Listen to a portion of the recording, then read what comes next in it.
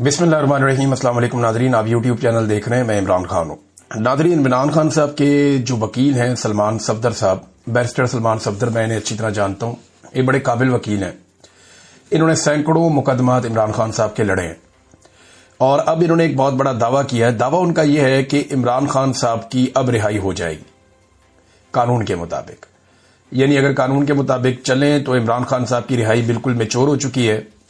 जनवरी से दोनों मियां बीवी ने, इमरान खान साहब ने और बुशरा बीबी ने, अपनी जमानत हासिल करने के लिए दरखास्त दी हुई है और 8-9 माह के बाद अलकादर की हेयरिंग होने जा रही है कल के दिन इस्लामाबाद हाई कोर्ट में।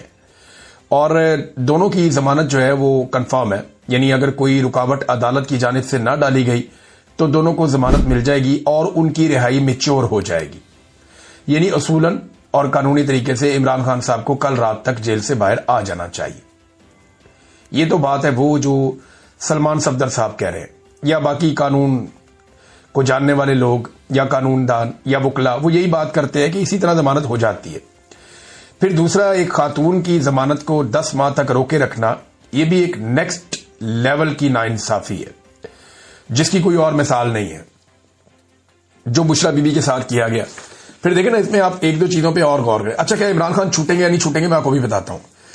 यहां पे इमरान खान साहब से एक कानूनी इंतकाम लिया जा रहा है।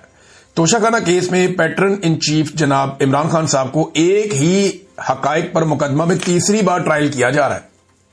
यानी मुकदमा एक ही नौयत का है, अब तीसरी मरतबा इमरान खान साहब को उस पर ट्रायल किया जा रहा है। तोशाखाना में फर्ज करें कि एक वजीर आजम है, वो 200 चीजें ले गया। वैसे इतनी चीजें तो नहीं ले जाते, लेकिन 200-300 चीजें भी ले जाते हैं। शरीफ खानदान जितना सामान तोशाखाना से ले गया, अगर हर चीज पे एक एक मुकदमा बनाया जाए तो अगले 200 साल उनके ऊपर मुकदमा जो है वो चलते रहेंगे। ये जो काकड़ साहब आए थे निगरान वजीर आजम, ये जो सामान ले गए, अगर इसी तरह एक एक करके मुकदमा बनाया जाए तो ये भी इनकी बाकी जिंदगी और इनकी नस्लें यही मुकदमे ही लड़ते रहेंगी। इमरान खान साहब पे एक ही मुकदमे को 3 दफा चलाया गया।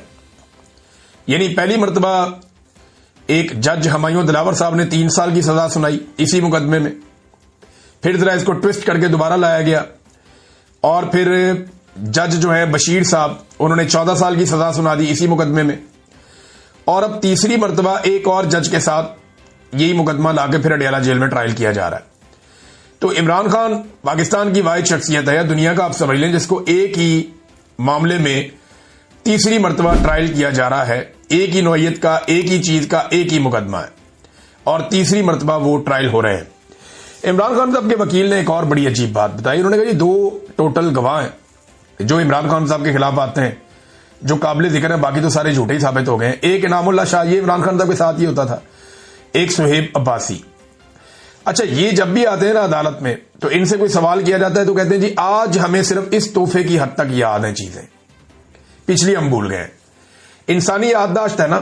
अब ये किसी इदारे की तरह तो काम करते नहीं, आम लोग हैं। तो ये ऐसे गवाह हैं जिनको जो चीजें याद दिला के भेजी जाती हैं कि प्रोसिक्यूशन आपसे ये पूछेगी, आपने ये जवाब दे देना है, जज आपसे ये पूछेगा, आपने ये जवाब दे देना है। इस तोहफे से मुतालिक आपसे जो भी बातें होंगी वो अपने आप को याद दिला दी हैं। अगर उनसे कुछ सवाल करते फलानी चीज का बताओ जी, वो मुझे याद नहीं है, ये वाली बात बताओ, मुझे याद नहीं है, वो जो पिछली तुमने गवाही दी थी एक और, वो भी मुझे याद नहीं है, क्योंकि झूठ याद नहीं रहता। लिहाजा इन्हें एक ही तोहफे के ऊपर तैयारी करवा के भेजा जाता है और ये आगे बता दें इस तोहफे की हद तक हमें सिर्फ मालूमात है। अब अंदाजा करें गवाह भी इनके पास कैसे कमजोर है। जजों को तो ऐसे गवाहों को नॉर्मली जज उठा के अंदर कर देते होते हैं झूठी गवाही में और गुमराह करने में अदालत को। इस जुर्म के अंदर भी ये बंदे अंदर हो जाते हैं, लेकिन यहां पे जनाब काम चल रहा है क्योंकि एस्टेब्लिशमेंट इसके पीछे खड़ी है।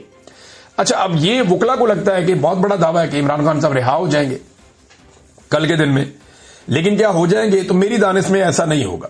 इमरान खान साहब की रिहाई ऐसे नहीं होगी। अगर किसी वक्त इमरान खान साहब रिहा होंगे भी ना और एस्टेब्लिशमेंट पे बहुत ज्यादा दबाव होगा इमरान खान साहब को रिहा करने का, तो एस्टेब्लिशमेंट उससे पहले जो एस्टेब्लिशमेंट के अपने बहुत सारे ऐसे लोग हैं जो एस्टेब्लिशमेंट के वफादार हैं या एस्टेब्लिशमेंट जिन लोगों के साथ कंफर्टेबल है, उन लोगों की इमरान खान के साथ तवातर के साथ मुलाकातें शुरू करवा देगी, उन लोगों को रेलिवेंट करेगी और एस्टेब्लिशमेंट कोशिश करेगी कि इमरान खान की रिहाई, चाहे इमरान खान की अपनी जदोजहद के नतीजे में हो, चाहे अवामी जदोजहद के नतीजे में हो, चाहे सोशल मीडिया, आलमी ओवरसीज पाकिस्तानी और इंटरनेशनल और नेशनल प्रेशर के नतीजे में हो, कुछ भी हो, पाकिस्तान की एस्टेब्लिशमेंट कोशिश करेगी कि इसका क्रेडिट वो अपने लोगों को दे जो पाकिस्तान तहरीक इंसाफ में है, या कम से कम ऐसे लोगों को इसका क्रेडिट दे या उनको हीरो बनाए जो पाकिस्तान तहरीक इंसाफ के अंदर एस्टेब्लिशमेंट के एसेट्स हैं। कोशिश मुझे करेगी, लेकिन सोशल मीडिया का दौर है, लोग सारा कुछ खोल कर रख देते हैं। इमरान खान साहब खुद बड़े समझदार हैं। अलीमा खानम बाहर आई और उन्होंने आकर कुछ बातें बताई, इनमें कुछ चीजें बड़ी इंपॉर्टेंट हैं। एक तो देखे, मुझे नहीं लगता कि इमरान खान साहब की ऐसी रिहाई होगी। मेरे ख्याल में अलीमा खानम को भी यही लगता है और उन्होंने भी ये कहा कि ये तोशाखाना में इमरान खान साहब को पहले सजा देंगे और उसके बाद फिर अल कादर में जमानत मिलेगी, वरना ये होगा नहीं, क्योंकि बुशरा बीबी को भी अभी अंदर रखना है, वरना बुशरा बीबी को तो अब तक बाहर आ जाना चाहिए था। अच्छा जी, इमरान खान ने कहा कि इन्होंने पहले ही सजाएं लिख कर रखी होती हैं और ये सजाएं इन्होंने सिर्फ मुझे सुनानी होती है, इनके गवाह झूठे साबित हो रहे हैं, वरना अभी तक मैं बाहर आ जाता। इमरान खान साहब ने भी वही बात की। Chief justice Islamabad high court को बड़ी मेहनत करके ये लाए, जैसे इन्होंने 26 तरमीम ये वो सारा कुछ किया, और बार बार वो तारीख मनसूख करते हैं। वो बड़ी मेहनत कर रहे हैं इमरान खान साहब का केस ना लगे। 8-9 माह तो हो गए हैं, इमरान खान साहब का केस लगने ही नहीं दिया जा रहा। जो सबसे इंपॉर्टेंट बात इमरान खान साहब ने की कि वो बार बार आए, इमरान खान साहब ने बार बार इसके ऊपर बात की जब उन्हें मौका मिलता था, और बार बार आकर उन्होंने वादिया तीरा के वाकये पर अफसोस का और दुख का इजहार किया। इमरान खान साहब ने कहा कि खवातीन और बच्चों की शहादत पे उन्हें बहुत तकलीफ है। उन्होंने कहा कि मैं 1 साल से कह रहा हूं कि ऑपरेशन ना करें, यहां पे कोलेटरल डैमेज होगा, इसके नतीजे में नफरतें बढ़ेंगी और दहशतगर्दी बढ़ती चली जाएगी, और खैबर पख्तूनख्वा की हुकूमत को ट्रैप कर दिया गया है। अफगानिस्तान में भी वो ये कह रहे हैं कि इसी तरह हुआ था, जब अमेरिका दहशतगर्दों के ऊपर अटैक करता था या हमले करता था तो कोलेटरल डैमेज बहुत बड़े पैमाने पर होता था। करजई की और गनी के जो 2 अदवार गुजरे हैं उसमें उन्हें ये बहुत बड़ी प्रॉब्लम हुई है कि तालिबान जहां पे भी जाते थे उन्हें बहुत बड़ी सपोर्ट इसलिए मिलती थी कि लोगों के साथ जुल्म बहुत हुआ था ऑपरेशन के नाम के ऊपर। तो ये इमरान खान साहब ने मिसाल दी। फिर उन्होंने कहा जी आसिम मुनीर साहब की जो अफगान पॉलिसी है उस पर शदीद तनकीद की इमरान खान साहब ने, तफसीलात आ जाएंगी, मैं आपके साथ शेयर करूंगा।